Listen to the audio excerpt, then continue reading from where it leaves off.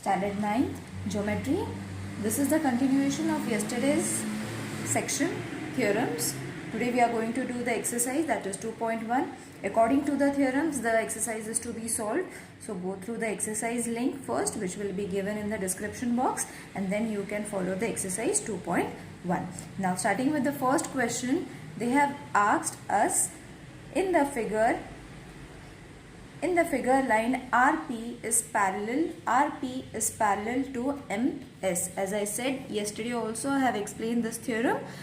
So RS and MP are the parallel lines and line DK is their transversal that has been given in the question. So only one angle they have given us, that is angle DHP, that is supposed to be 85. We have to find the remaining angle that has been given in the question. So accordingly we will find the questions. So the first question they have asked, we have to find the angle RHD. Got it? Now RH and D. This angle we have to find. 85 is given. We know that this parallel line and the transversal passing through it divides this into different angles. 85 has been given, so we have to subtract it with a supplementary angle, that is 180 degree. We have to subtract it with 180 degree in order to get this angle RHD. We will be getting it. So first we have to find the two angles. What are the two angles that we are getting from this? That is DHP plus angle RHD. This angle and this angle. Got it? Which is supposed to be a supplementary angle. DHP has been given, which is already in the question, that is 85 degree plus this we have to find, so it will remain as it is 180 degree. When addition moves on to the left hand side, it will turn as subtraction, and over here only RHD will be remaining. So when you subtract 180 with 85, you will get the answer 95. So angle RHD is supposed to be 95 degree. Got it? Now all the angles we are being given as supplementary angles only, so we have to subtract all the angles with 180 degree as a total amount. Got it? We'll move on to the second question. 4 questions have been given. 2 I'll be solving. Rest 2 you can try it. They are same as we are solving it right now. So angle, we'll take line, third one. They have asked us line RP is parallel to, first we'll write the question. Third one, we have to find angle HGS. Now first we will see where does HS, H, G and S. We have to find this angle. For that we have to see that line RP is parallel to line MS. Got it? This is the first thing. Then the second thing is RDM DK is transversal. Got it? This is the first conclusion of the third question that we are going to solve in finding the angle HGS. Lines are parallel, DK is the transversal, so angle DHP is supposed to be congruent to angle HGS corresponding angles. Now this thing I have explained you in the theorems. I'll link corresponding angles. I'll link the link in the description box. You can check it. Now what they have given, DHP is congruent to HGS. You can check it. DHP is congruent to HGS. Why? Because they are, as I said yesterday, corresponding angles form a C-shape angles. Got it? So they are forming a C-shape angles. According on the left hand side only they are forming an angle. If they are on the right hand side, this angles will be there. So we have to match it with these angles. So they are having the same arm of the ray. Therefore they are corresponding angles. If this is 85, what will be HGS be? This is also going to be 85 degree. Why? Because they are corresponding angles. Got it? So what we have to write? Angle HGS is supposed to be 85 degree. Got it? Hope you understood. Only one reason we have to give, and rest everything has been given in the diagram itself. Got it? Now moving towards the second question. We'll see the second question, in which line P and Q and line LM are the transversals. Means line P and Q are parallel lines. This time they have given it vice versa. P and Q are the parallel lines, and L and M are the transversals. Few angles have been given to us. Accordingly, we have to find angle A, angle B, angle C and angle D. In this also I will be solving two. Rest two you have to solve it on your own, considering what we are solving right now. Now first we have to find angle A. We'll go move on with angle A. For angle A, we will see that it is lying over here, angle A. So we will take this line. In the previous example also I showed, you have to follow this thing. Got it?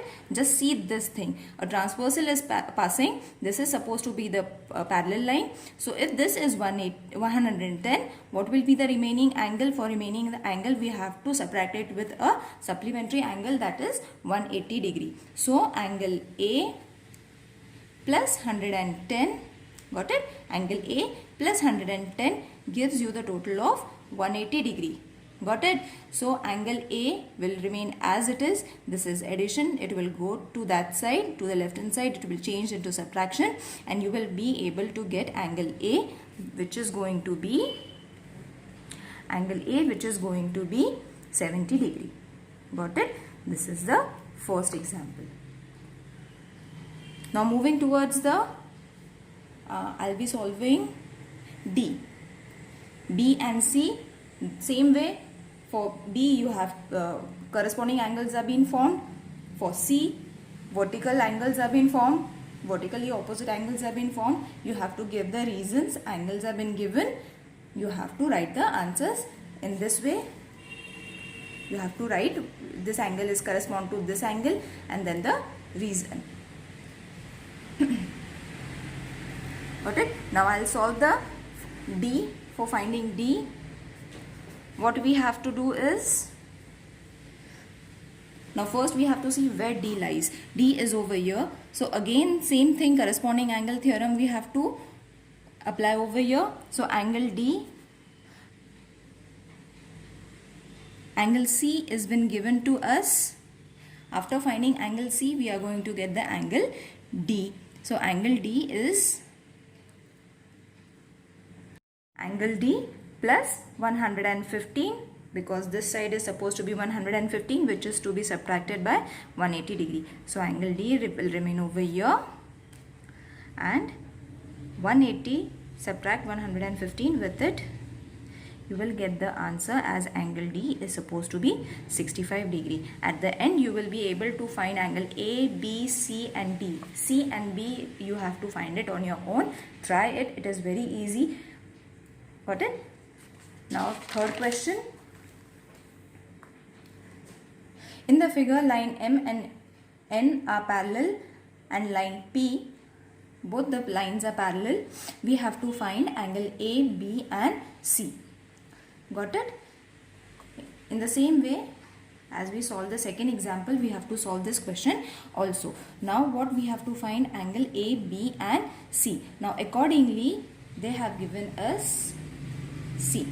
These angles have been given us. So if this is 45, this is also going to be 45. If this is 45, we'll be able to find this angle. Whatever this angle is going to be, the same will be this angle as well, because of the corresponding, what we are following over here, that is corresponding angle theorem. Got it? So if angle D is supposed to be 45, angle D is 45, we have to use first what has been given. According to that, we have to find the other angles, and simultaneously you will be able to get A, B, C, whatever it is there. Accordingly, you will be able to get the answer. So D is 45. This is corresponding angle. What does corresponding angle forms? C shape. You have to remember these small tricks. So this is 45 degrees corresponding angles. Therefore, angle A plus angle D is supposed to be 180 degree. So angle A plus 45 is equal to 180 degree. Subtract it. 180 degree minus 45. You will be getting angle A, that is 135 degree. Got it? You got angle 135 degree. Got it? Now for angle B is corresponding to angle A. This and this. These are congruent. If this is 135, how much will B be? This is also going to remain as 135 degree, and the reason you have to give is vertically opposite angles. Got it? In the diagram you will see, when we find A, we have to find B, which is over here only, and these are vertically opposite angles. If this is 135, this is also going to be 135. If this is 45, this is also going to be 45. Simultaneously it will go up over here as well. Now we don't have to find anything over here, we have to find C over here. Now we got B also. A is 135, B is 135. Now what is C? For finding C, what we have to use is angle C is also congruent to angle A, and the reason you have to give is alternate angles. What does alternate angle forms? It forms Z shape. As corresponding angles form C, alternate angles form Z. Now you will see Z angle has been formed. See, Z angle has been formed. So if this is 35, this is also going to be 35.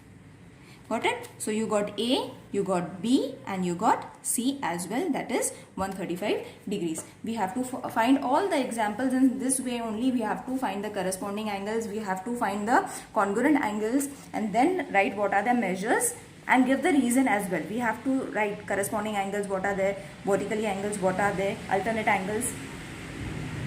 Now moving towards the fourth question. This type of figure has been given to us, and only they have stated that angle PQR is congruent to angle XYZ. What does congruent means? Congruent means that their angles are of equal measures. Got it? So this they have given us. Whatever has been there, we have to write it in written form. Like they have given us, let ray XY intersect. See, you have to assume this as intersection line. Sorry, my line is coming over here. It has to be over here. This is the construction that we have to form. When we intersect this line from this diagram, it means that this is the transversal. So XY is the transversal of line QR. This is parallel line and this is supposed to be the transversal. Hope you are understanding this. So when we find this transversal and we have done this construction, we have to write it down. What we have done, we have extended the ray XY which is intersecting QR. That's it. Only this you have to write. So after writing this, what we get is line XYZ is also congruent to angle YMR.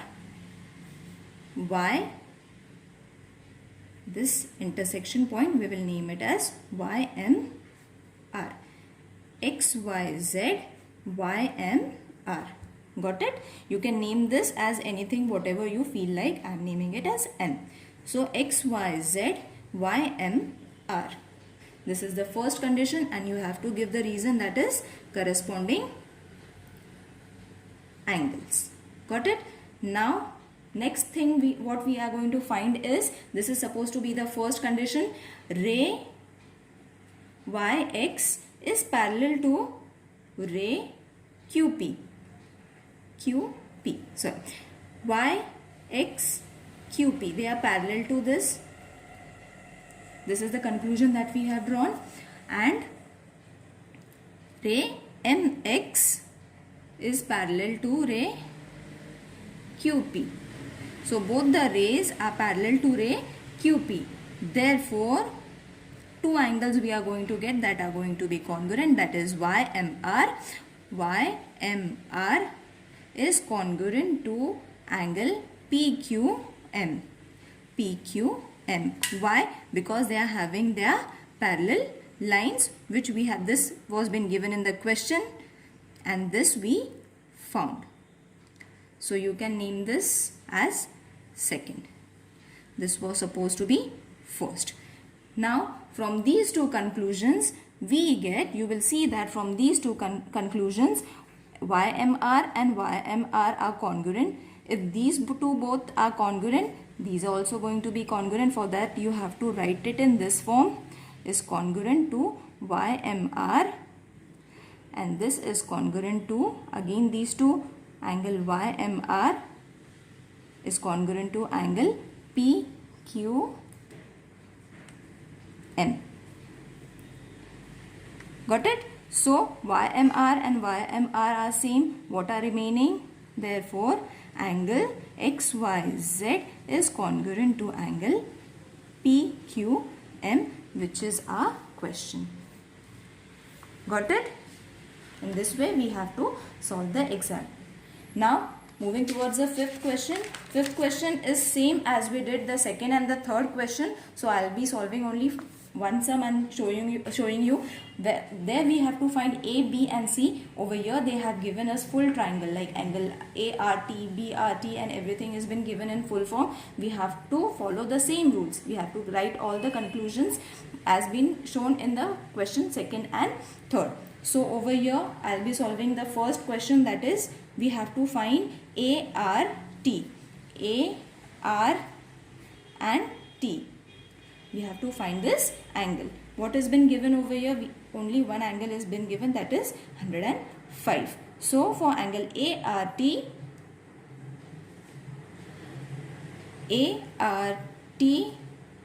plus angle BRT.